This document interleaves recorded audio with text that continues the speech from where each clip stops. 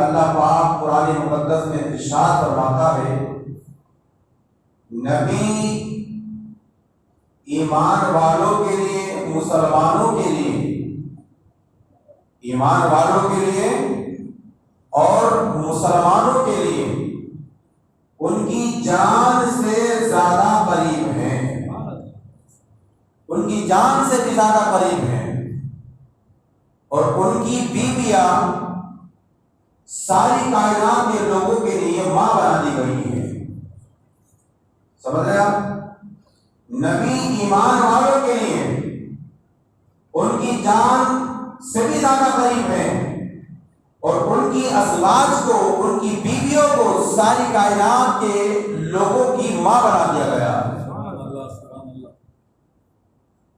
یعنی جس طریقے سے حقیقی ماں سے نکاح کرنا جائز نہیں ہے، اسی طریقے سے بظاہر حضور کے وصال کے بعد یا حضور کی زندگی میں نبی کی بیوی سے بھی نکاح کرنا جائز نہیں ہے۔ عزیزان کرام، اسی مقام آج میری تقریر کا عنوان ہے ہماری اور سب کی ماں حضرت خدیجہ الکبریٰ رضی اللہ تعالیٰ عنہا کی سیرت طیبہ پر کچھ روشنی ڈالی جائے، تاکہ اللہ پاک ہم کو بھی صحیح دائرے میں زندگی گزارنے کی توفیق عطا فرمائے۔ عزیزان کرام، اسی مقام کون ہے حضرت خدیجہ الکبریٰ رضی اللہ تعالیٰ عنہا؟ اللہ اکبر کبیرہ۔ جب آپ سنیں گے اور ایک ایک جملے کو اپنے دل کی تختی کو اتاریں گے تو انشاءاللہ العزیز ہمارے اور آپ کے گھروں میں بھی ایک اسلامی ماحول قائم ہو جائے گا۔ یہ وہ اسلام کی مقدس خواتین ہیں، خاتون ہیں کہ ان کی عمر تقریباً 40 سال ہے اور ہمارے حضور کی عمر تقریباً 25 سال ہے۔ حضرت خدیجہ کی عمر 40 سال اور حضور کی عمر 25 سال ہے۔ اللہ اکبر کبیرہ۔ 25 سالہ پہلا جو سرکار کی زندگی ہے، یعنی آپ کی ولادت سے لے کر 25 سالہ زندگی کا خاکہ حضرت خدیجہ نے لوگوں کی زبانی سن رکھا تھا۔ اعلان نبوت ہمارے نبی نے 40 سال کی عمر میں فرمایا۔ جب حضور کی عمر شریف 40 سال کی ہوئی تو آپ نے اعلان نبوت فرمایا۔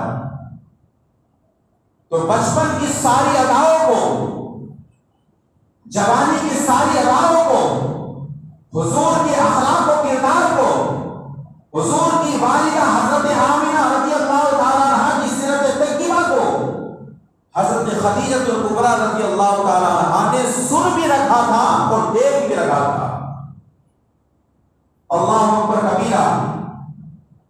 روایات میں آتا ہے، علامہ شیخ عبداللہ محدث دہلوی میں اپنی کتاب مدارج نبوہ میں لکھتے ہیں، اپنے وقت کے بہت بڑے عالم ہیں، کہ حضرت خدیجہ الکبریٰ رضی اللہ تعالیٰ عنہا کا حضور سے نکاح ہونے سے پہلے، آپ کا نکاح پہلے جس شوہر سے ہوا تھا ان کا انتقال ہو گیا، پھر آپ نے اپنا دوسرا نکاح دوسرے خاوند کے ساتھ کیا، پھر ان کا بھی انتقال ہو گیا۔ ابھی کوئی آپ کی زیادہ عمر نہیں تھی، 40 سال آپ کی عمر تھی، اور امانت کے اعتبار سے، صداقت کے اعتبار سے، تقویٰ کے اعتبار سے، طہارت کے اعتبار سے حضرت خدیجہ الکبریٰ رضی اللہ تعالیٰ عنہا کی دامن پر آپ ایک بھی داغ نہیں پاؤ گے۔ سبحان اللہ۔ یعنی کوئی یہ نہیں کہہ سکتا کہ آپ نے کبھی جھوٹ بولا ہو، ہمیشہ آپ اسلام لانے سے پہلے آپ نے سچائی کے دامن کو مضبوطی سے تھاما ہے، تقویٰ و طہارت پر آپ نے عمل کیا ہے۔ آپ کی زندگی کا ایک ایک پارٹ اگر آپ کھول کے دیکھیں گے تو کہیں سے بھی آپ یہ ثابت نہیں کر سکتے کہ ماں امہات المومنین اسلام لانے سے پہلے آپ نے کوئی ایسا کام کیا ہو جس کو لوگ اپنی نظر میں گندا جانتے ہو۔ عزیزان کرام، اسی وقت حضرت خدیجہ الکبریٰ ایک امانت دار عورت تھی، عرب کے اندر آپ کی تجارت مشہور تھی اور ایسی تاجرہ تھی کہ لوگ آپ کے گھر آتے تھے اور آپ کا سامان لے کر ملک شام تجارت کرنے کے لیے لے کر جایا کرتے تھے. لیکن حضرت خدیجہ کو ضرورت تھی کہ ایسے امیر کی جو اپنی امانت کا حق ادا کرے، اور وہ امانت اور صداقت اگر شہر عرب کے اندر کسی کے اندر تھی تو وہ ذات صرف ہمارے رسول محمد عربی صلی اللہ علیہ وسلم کی ذات ہے. آپ کی صداقت پہ لاجواب ہے تو آپ کی امانت پہ لاجواب ہے. روایت میں آتا کہ عرب کے وہ لوگ جو حضور پر ایمان نہیں لے کر آئے لیکن حضور کی امانت دیکھنے کے باوجود اپنے ہتھیاروں کو، اپنی پونجی کو حضور کی بارگاہ میں رکھ کر جایا کرتے تھے. کیا شان تھی ہمارے مصطفیٰ کی. عزیزان کرام، اسی مقام سرکار خدیجہ الکبریٰ رضی اللہ تعالیٰ عنہ فرماتی ہے کہ مجھے ایک ایسے امیر کی ضرورت تھی جو میرے مال کو سپلائی کر سکے، اور وہ محمد عربی سے اچھا میں نے کوئی ایسا امیر نہیں پایا. ابھی سرکار خدیجہ کا نکاح حضور کے ساتھ نہیں ہوا، ابھی تو کوئی نکاح کا معاملہ ہی نہیں تھا. حضور نے بھی کیونکہ والد کا سایہ تو جب ماں کی شکم میں تھے اسی وقت اٹھ چکا تھا، ماں کا سایہ جب حضور کی عمر 6 سال کی تھی تو اس وقت اٹھ چکا تھا. آپ کے دادا کا سایہ بھی اٹھ چکا تھا، صرف آپ کے چاچا جناب ابو طالب یہی آپ کی کفالت فرما رہے تھے. سارا عرب آپ کا دشمن ہو چکا تھا. لوگ آپ کو پہلے ہی سمجھنے لگے تھے کہ اعلان نبوت فرمائے گا، تو اعلان نبوت سے پہلے تو لوگوں نے خفیہ طور پر آپ سے دشمنی بولی تھی. لیکن جب مکہ کی سرزمین پر میرے لگے ہیں، جب آپ کی 40 سال کی عمر ہو گئی، آپ نے مکہ کی وادیوں میں کھڑے ہو کر فرمایا، اے لوگوں، تم مجھ محمد عربی سے پہلے لات کی پوجا کرتے تھے، منات کی پوجا کرتے تھے، چاند کی پوجا کرتے تھے، سورج کی پوجا کرتے تھے، بندوں کی پوجا کرتے تھے، درختوں کی پوجا کرتے تھے، غرض سے اس کی پوجا کرتے تھے کہ جس نے خالق کائنات میں ساری چیزوں کو پیدا فرمایا ہے. آقا نے ارشاد فرمایا اب اعلان نبوت میں نے فرما دیا ہے، اپنا کوئی لات کی پوجا کرے گا، نہ منات کی پوجا کرے گا، نہ عزا کی پوجا کرے گا، نہ حبل کی پوجا کرے گا، نہ سانپ کی پوجا کرے گا، نہ بندر کی پوجا کرے گا. اگر عبادت کرے گا تو سب میں سجدات کی کرے گا جس نے ساری کائنات کو پیدا فرمایا. اگر اللہ توفیق دے تو طرف پر بول دو سبحان اللہ. کہاں کی عبادت کرنی ہے تو اس رب کی کرنی ہے جس نے ساری کائنات کو پیدا فرمایا. حضور نے فرمایا کلمہ پڑھنا ہوگا کیا؟ لا الہ الا اللہ محمد رسول اللہ صلی اللہ علیہ وسلم. اللہ اکبر. یہ جملہ حضور نے زبان سے نکالا تو مکہ کے لوگوں کے تن من میں آگ لگ گئے جو حضور کے مخالف تھے اور آپ صلی اللہ علیہ وسلم کے جانی دشمن ہو گئے. لیکن جس کی حفاظت خدا کرے اسے دنیا کی کوئی طاقت مٹا نہیں سکتی. بتاؤ، کسی کی ماں نے دودھ نہیں کیا ہے کہ جس کی حفاظت خالق کائنات کرے اس کا بال برابر کچھ مٹا سکے. عزیزان کرام، اسی وقار اب حضور کی عمر 25 سال ہو گئی. حضور نے خود حضرت خدیجہ کا مال لیا اور آپ تجارت کرنے کی غرض سے جو حضرت خدیجہ کے غلام تھے جن کا نام تھا حضرت میسرہ، یہ حضور کے ساتھ گئے اور ملک شام یہ پہنچے. جب ملک شام پہنچے، اللہ اکبر، جب میں نے اس داستان کو پڑھا تو میری آنکھوں میں آنسو نکل آئے. میرے نبی کی کیا شان ہے، میرے نبی کی کیا عظمت ہے. اللہ نے آپ کو کتنا اونچا مقام عطا فرمایا ہے. کیا نگر کے غیر مسلمانوں، میرے نبی فرماتے ہیں کہ اگر کوئی اچھی بات سن کر آپ کو آپ کی آنکھ سے ایک آنسو کا قطرہ ٹپک جائے گا تو آنسو کا قطرہ زمین پہ گرنے سے پہلے حضور فرماتے ہیں کہ اللہ اس کی ادا کو پسند فرما دے گا. اگر کوئی بات پسند آئے تو آپ محبتوں سے آپ نوازیں. اللہ اکبر کبیرہ، بڑی توجہ کے ساتھ سنتے چلیے گا. جب میں نے اس روایت کو پڑھا رات کے وقت، اللہ اکبر، میرا دل بھی تھرکانے لگا. کیا شان ہے میرے مصطفیٰ کی، کیا مقام ہے میرے مصطفیٰ کا، کیا عظمت ہے میرے مصطفیٰ کی. قسم خدا کی، حضرت میسرہ جو حضرت خدیجہ کے غلام ہیں وہ فرماتے ہیں کہ حضرت خدیجہ نے حضور کے ساتھ مجھ کو بھیجا اور کہا کہ جاؤ تم بھی تجارت کرنے کے ساتھ جاؤ. تو حضور جب ملک مکہ کی سرزمین سے تجارت کا سامان لے کر ملک شام کی گلیوں میں پہنچے تو ملک شام کا ایک شہر ہے جس کا نام بصرہ ہے. کیا نام ہے؟ یہ وہ شہر ہے کہ جس رات حضور دنیا میں تشریف لا رہے تھے تو آپ کی والدہ حضرت آمنہ فرماتی ہیں کہ حضور کی آمد سے ایک نور ظاہر ہوا، اور اس نور کی روشنی میں نے مجھے شام کے محل کو بھی دیکھ لیا ہے اور بصرہ کے سارے محل کو بھی دیکھ لیا ہے۔ اسی شہر میں حضور 40 سال کی عمر میں 25 سال کی عمر میں تشریف لے کے گئے۔ جب بصرہ کی سرزمین پر پہنچے تو بصرہ کے اندر ایک راہب تھا جس کا نام تھا نستورہ۔ بولو کیا نام تھا؟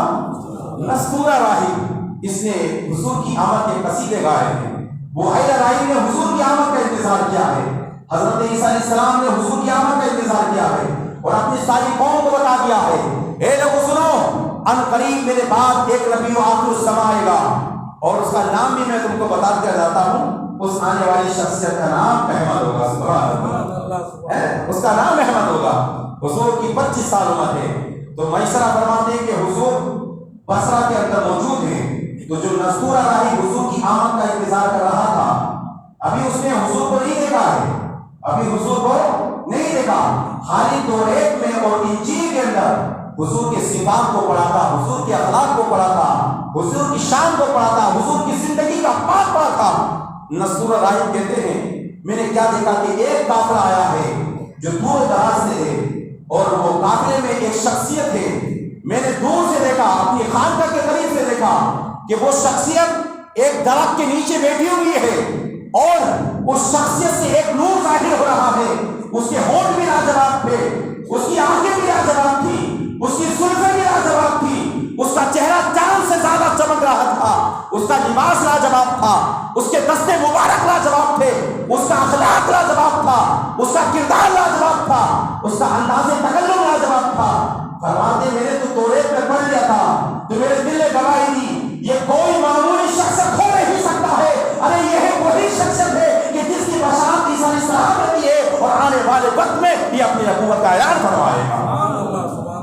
فرماتے میں پتا چل گیا کہ یہ حضور ہی کی ذات ہے، اور یہ نبی آخر الزمان بن کر چمکے گئے۔ فرماتے ہیں کہ میں نے جب حضور کو دیکھا تو میں نے نستورہ راہب کو، میں نے حضرت میسرہ کو اپنے قریب کیا، اور قریب ہونے کے بعد میں نے اس سے کہا کہ جو شخص درخت کے نیچے بیٹھے ہیں ذرا ان کے بارے میں کچھ بتاؤ، ان کا ذرا کچھ تعارف کراؤ، یہ کہاں رہتے ہیں؟ تو میسرہ نے کہا یہ خاندان بنو ہاشم کے سر چشم و چراغ ہیں، خاندان بنو ہاشم کے سر چشم و چراغ ہیں، اور یہ مکہ کے امین ہیں، اور زمانہ ان کو محمد عربی کے نام سے جانتا ہے۔ سبحان اللہ۔ تو میسرہ کا جب یہ کلام نستورہ راہب نے سنا تو انہوں نے کہا دیکھو کان کھول کے سنو۔ نستورہ نے کہا میسرہ سے، اور آپ بھی توجہ کے ساتھ سنو، اے میسرہ ایک کام کرو، اس ذات کو تمہیں زیادہ لمبا سفر طے نہیں کرانا ہے، کیونکہ انہیں معلوم تھا کہ یہ کوئی معمولی شخص نہیں، بس بہت جلدی جو تجارت کا سامان لائے ہو اس کو فروخت کر دو، اور ان کو ایسے جیسے لے کر آئے ہو اسی انداز میں ان کو ان کے گھر واپس لے کے چلے جاؤ۔ نستورہ فرماتے ہیں کہ جس درخت کے نیچے حضور جلوہ فرما ہے اس درخت کے نیچے نبی ہی بیٹھتے ہیں، نبی کے علاوہ کوئی اور نہیں بیٹھ سکتا ہے۔ میسرہ فرماتے ہیں جو سرکار کے ساتھ حضرت خدیجہ کے غلام تھے، اللہ اکبر کبیرہ، میں نے کیا دیکھا کہ حضور ایک ایسے درخت کے نیچے بیٹھے کہ جس درخت پر کبھی زندگی میں کوئی درخت کا ایک پتا تک نہیں اگ کر آیا تھا، نہ اس پر سرسبز و شادہ بھی آئی تھی، نہ وہ ہرا ہوا تھا نہ بھرا ہوا تھا۔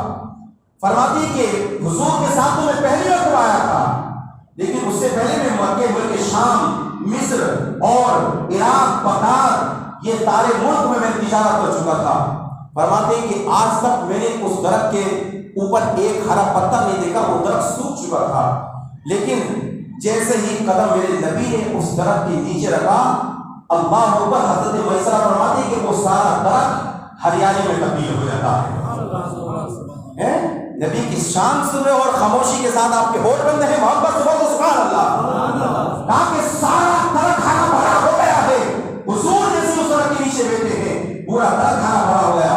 اور فرماتے ہیں حضرت میسرہ کہ بات یہی تک ختم نہیں تھی کہ جب حضور بصرہ کی گلیوں میں چلتے تھے، حضور جب ملک شام کی گلیوں میں چلتے تھے، تو مجھے بڑا تعجب ہوا، کیونکہ ابھی حضور نے اعلان اعلان نبوت فرماتے تھے تو حضرت میسرہ کو بھی پتہ چل جاتا کہ یہ نبی ہیں.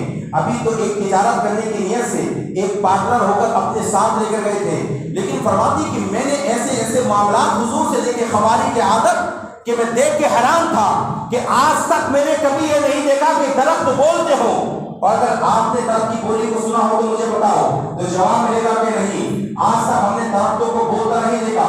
لیکن اللہ اکبر, حضرت میسرہ فرماتے ہیں کہ جب حضور ملک شام کی گلیوں میں چل رہے تھے, میرے حضور کی عمر 25 سال کی ہے. اللہ اکبر, ابھی سرکار نے اعلان نبوت نہیں فرمایا ہے, میرے نبی نے اعلان نبوت نہیں فرمایا ہے, 25 سال حضور کی عمر ہے. لیکن حضرت میسرہ فرماتے ہیں میں نے اپنے ماتھی کی نگاہ سے دیکھا, میں نے اپنے کانوں سے سنا کہ جتنے بھی درخت حضور کے پاس سے گزرتے تھے اور حضور جتنے درختوں کے پاس سے گزرتے تھے, سارے درختوں کی زبان پر اللہ نے یہ کلمہ جاری کر دیا تھا کہ سارے درخت کہہ رہے تھے السلام علیکم یا رسول اللہ, السلام علیکم یا نبی اللہ, السلام علیکم یا حبیب اللہ. سارے درختوں کی زبان پر یہ کلمہ جاری تھا. فرماتے مجھے بڑا حیرانی ہوئی, یا اللہ آج تک تو میں نے درختوں کو بولتا نہیں دیکھا, لیکن یہ میں کیسا بندہ اپنے ساتھ لے کر آ رہا ہوں, جس درخت کے پاس سے بھی میں گزر رہا ہوں تو درخت سلام کر رہے ہیں. فرماتے ہیں یہی تک بات ختم نہیں ہوتی, عرب کی گرمی بڑی مشہور ہے, لیکن حضور جب چلتے تھے تو 2 فرشتے حضور کے اوپر سایہ فرما دیا کرتے ہیں. فرماتے ہیں یہ سارا معاملہ ہوتا رہا, بڑی بڑی نشانیاں دیکھی. ہم پہنچ گئے اور پہنچنے کے بعد حضرت خدیجہ اپنے محل کے اوپر تھی. جب انہوں نے حضور کو آتے دیکھا تو حضرت خدیجہ فرماتی ہے میں نے جب دیکھا کہ حضور تشریف لا رہے ہیں تو 2 فرشتے حضور کا سایہ فرما رہے تھے, اور جو گرمی تھی وہ نرمی میں تبدیل ہو گئی تھی, اور حضور سارے جگہوں پر دھوپ تھی, لیکن حضور کے اوپر دھوپ کا ایک شراک بھی نہیں تھا اور حضور آ رہے تھے. فرماتی اسی وقت میرے دل میں حضور کی محبت پیدا ہو گئی, اور میں نے دل میں ٹھان لیا کہ جس امین کی مجھ کو ایک مدتوں سے تلاش تھی, آج وہ امین اللہ نے محمد عربی کی شکل میں مجھ کو عطا فرمایا. فرماتے میں نے حضور کی پھوپھی حضرت صفیہ کو بلایا اور کہا کہ یہ رشتہ کیسا رہے گا. انہوں نے کہا بہت اچھا رہے گا. فرماتی میں نے نفیسہ کو بھیجا حضور کے چچا ابو طالب کے پاس, تو جناب ابو طالب کے پاس جب یہ پہنچی, کہا کہ ایسے ایسے حضرت خدیجہ ہیں اور ان کی امانت کا کوئی جواب نہیں ہے, اور وہ آپ کے بھتیجے محمد عربی سے شادی کرنا چاہتی ہیں, تو آپ کی اس میں کیا مرضی ہے. تو حضرت خدیجہ کی امانت تو عرب میں مشہور تھی. آپ کے چچا نے اور بھی لوگوں کو جمع کیا, حضرت حمزہ کو جمع کیا, جبکہ حضرت حمزہ اس وقت ایمان نہیں لے کر آئے تھے, لیکن جناب ابو طالب اور حضرت حمزہ رضی اللہ تعالیٰ عنہ کی شان یہ تھی, یہ شان تھی اللہ کی قسم کہ اگر کوئی ظالم حضور کی طرف آنکھ اٹھا کر دیکھ لیتا نا, ابو جہل نے صرف حضور کی شان میں گستاخی کی تھی اور حضور کو بڑا بڑا کہا. حضرت حمزہ شکار کر آئے تھے, آپ کو پتا چلا کہ میرے بھتیجے محمد عربی کی شان میں ابو جہل نے گستاخی کی, ایسا تھپڑ رسید کیا کہ لوگ دیکھتے رہ گئے. اور حضرت حمزہ بولے ظالم, اگر میرے چچا کو آنکھ سے آنکھ ملا کر دی ہے تو یاد رکھ لینا میں تجھ کو بھی تباہ و برباد کر دوں گا اور تیری نسلوں کو بھی تباہ و برباد کر دوں گا. یہ عشق کا صحابہ کرام تھا. اور حضرت عمر اللہ کی قسم جب ایمان نہیں لے کر آئے تھے تو حضور کی دشمنی اس قدر تھی کہ حضور کا نام بھی سنتے تھے تو بس برابر ہو جاتے تھے. لیکن جب ایمان لے کر آئے نا, اللہ اکبر, حضرت حمزہ وہاں موجود ہیں, خود میرے نبی بھی موجود ہیں. حضرت عمر جب پہنچے تلوار لے کر, بہت لمبا واقعہ ہے, جب پہنچے تو صحابہ کہہ رہے حضور دیکھو وہ سامنے سے عمر آ رہا ہے اور ہمیں خطرہ ہے کہ کہیں آپ کے اوپر حملہ نہ کر دے. تو میرے نبی تو غیب داتی نا, حضور کو تو سب کچھ معلوم ہے. اعلیٰ حضرت سرکار فرماتے اور کوئی غیب کیا تم سے نہا ہو گیا جب نہ خدائی شبہ تم پہ کروڑوں, جس نبی سے خدا نہ چھپے تو کیا اس نبی سے حضرت عمر کے دل کی بات چھپ سکتی تھی. اللہ اکبر کبیرہ. سرکار عمر تشریف لائے اور لانے کے بعد جیسے ہی اپنا قدم حضور کے گھر میں رکھا تو میرے نبی نے اپنے ہاتھوں کو اس انداز میں لیا اور لینے کے بعد حضرت عمر کے سینے سے لگا دیا اور آقا نے فرمایا یا عمر اسلم, اے عمر تم اسلام کیوں نہیں لے کر آتے ہو. عرض کرتے حضور آج تک آپ کا دشمن تھا اور یہ تلوار تھی آپ کو حملہ کرنے کے لیے آیا تھا, لیکن جیسی بہن کے گھر میں گیا میں نے اس کی محبت کو دیکھا, میرے دل کی دنیا بن گئی, یہ تلوار ہم نہیں کر رہے. حضور آپ میری گردن کو بلسا جدا کروا دیجیے. میرے نبی فرماتے ہیں اسلام اس بات کی اجازت نہیں دیتا ہے عمر کلمہ پڑھو مشرف پہ اسلام ہو جاؤ. حضرت عمر فرماتے میرے کلمہ پڑھا. اب میں نے حضور سے کہا حضور آج تک مکہ کی گلیوں میں چھپ چھپ کر تبلیغ کرتے تھے، ظالم آپ کے اوپر حملہ کیا، آپ نے برداشت کیا، آپ کے راستے میں کانٹے بچھائے، آپ نے برداشت کیا، آپ کو جادوگر کہا، آپ نے برداشت کیا، آپ کے اوپر جانور کی اوجھلی آئی، آپ نے برداشت کیا، طائف کے میدان میں آپ کو ستایا گیا، آپ نے برداشت کیا، آپ کو لوگوں نے جادوگر کہا، آپ نے برداشت کیا، آپ کو لوگوں نے پاگل کہا، آپ نے برداشت کیا، آپ کے اوپر پتھر برسائے گئے، آپ نے برداشت کیا، آپ کے راستے میں کانٹے بچھائے گئے، آپ نے برداشت کیا، آپ کے اوپر ظلم و زیادتی کے پہاڑ ڈھائے گئے، آپ نے برداشت کیا،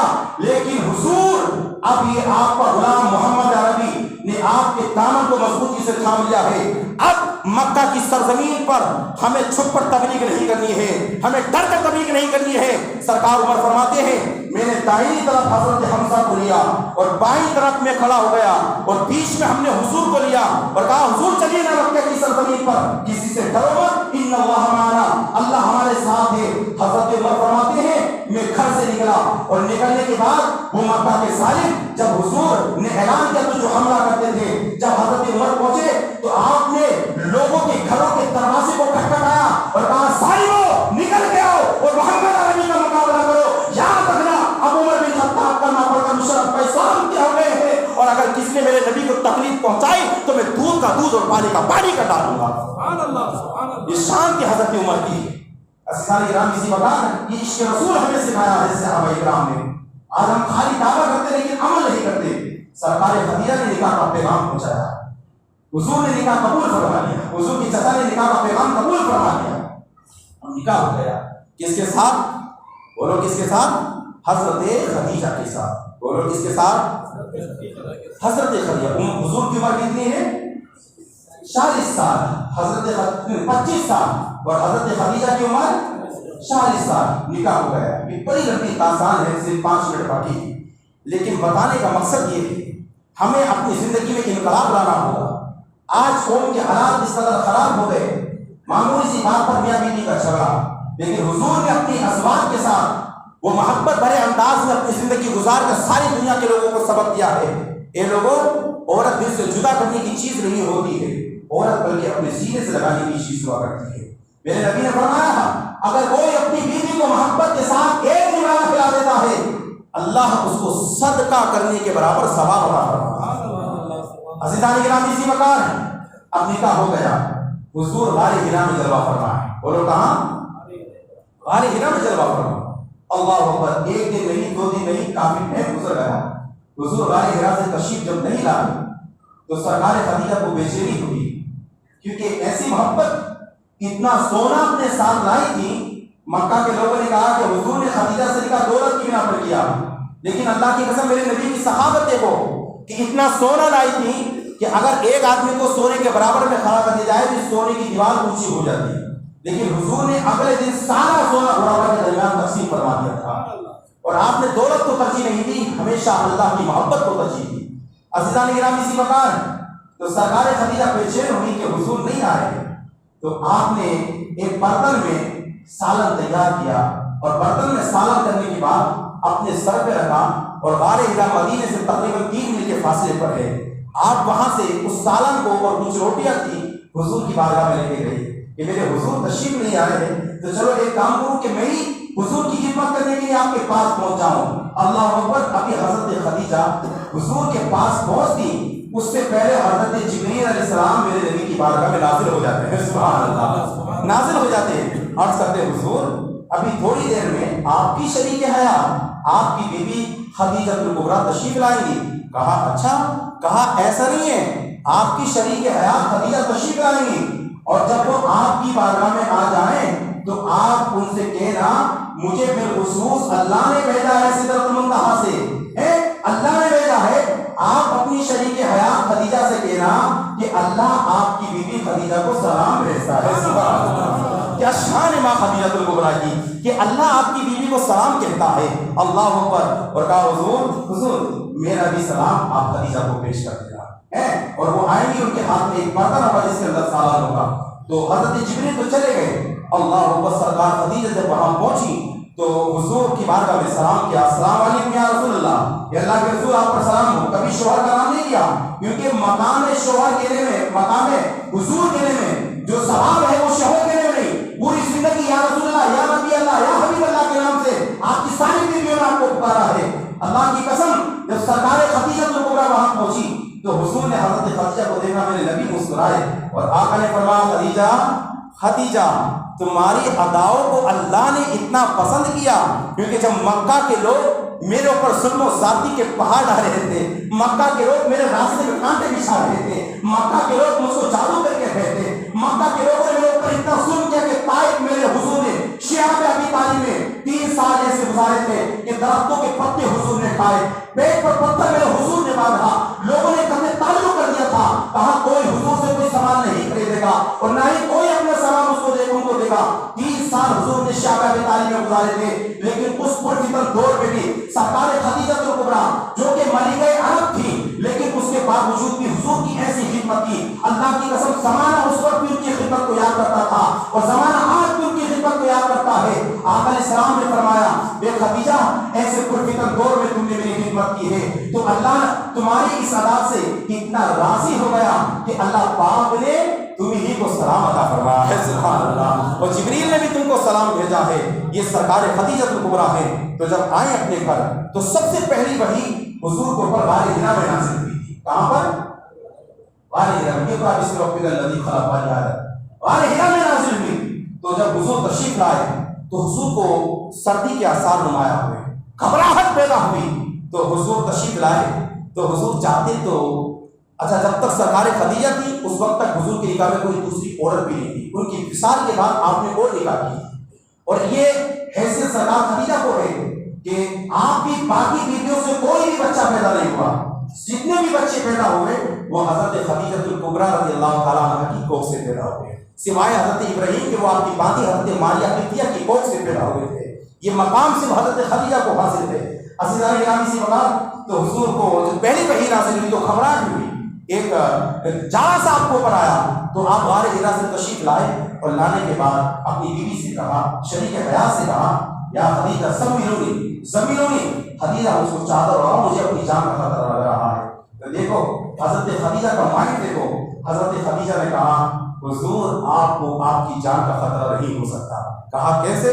کہا کہ ایسے کہ حضور واللہ میں اللہ کی قسم کھا کے کہتی ہوں، حضرت خدیجہ نے کہا حضور میں اللہ کی قسم کھا کر کہتی ہوں آپ کو جان کا خطرہ ہو نہیں سکتا ہے۔ کہا خدیجہ وہ کیسے ہے؟ تو حضرت خدیجہ نے کہا انکا لتصل الرحم، حضور آپ کی شان تو یہ ہے کہ اگر مدینے کا چھوٹا بچہ بھی کوئی آپ کی بارگاہ میں آ جاتا ہے تو مالدار لوگ اس کو جھٹکا دیتے ہیں، لیکن آپ کی شان یہ ہے کہ اگر کوئی غریب آپ کی بارگاہ میں آ جاتا ہے تو آپ اس کو اپنے سینے سے لگا لیا کرتے ہیں۔ حضرت کی شان یہ ہو جو غریبوں کو سینے سے لگائے، زمانہ اس کو محمد عربی کے نام سے جانتا ہے۔ سبحان اللہ۔ اور ایسی شان میرے نبی نے غریبوں کے سروں پر ہاتھ رکھا ہے۔ یہ تو اتنی لمبی داستان ہے، میں اس مختصر سے وقت میں آپ کو کیا سناؤں۔ اور کہا حضور اللہ آپ کو کبھی محروم نہیں فرمائے گا، انک لا یخزی اللہ ابدا۔ حدیث کے الفاظ ہیں، خدیجہ الکبریٰ رضی اللہ تعالیٰ عنہ نے کہا اللہ کبھی آپ کو محروم نہیں فرمائے گا، آپ تو غریبوں کے ساتھ آپ تو صلہ رحم بھی فرماتے ہیں، وتقل القلہ، اور آپ کی شان یہ ہے کہ اگر کوئی بوجھ اٹھوانے کے لیے آپ کو بلاتا ہے تو آپ تو اپنے دست مبارک سے اس کا بوجھ اٹھا کر اس کے سر پر رکھ دیتے ہیں۔ یہ آپ کی شان ہے۔ اللہ اکبر۔